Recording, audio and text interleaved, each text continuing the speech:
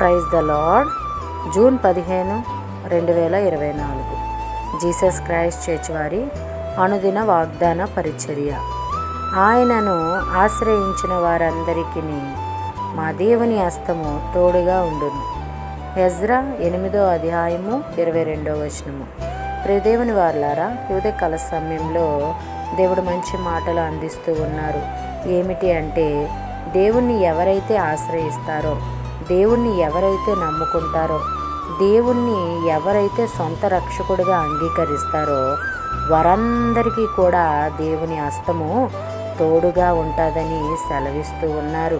దేవుని హస్తము తోడుగా కావాలి అనుకుంటే దేవుణ్ణి మనము ఆశ్రయించాలి, దేవుణ్ణి మనము నమ్ముకోవాలి, దేవుని యందు మనము భయభక్తులతో ఉండాలి.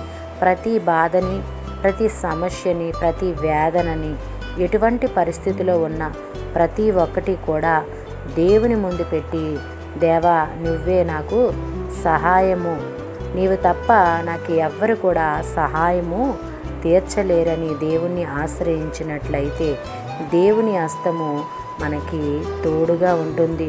దేవుని కంచి మనకి ఉంటుంది, దేవుని కాపుదల కూడా మనకి ఉంటుందని దేవుడు సెలవిస్తూ ఉన్నారు.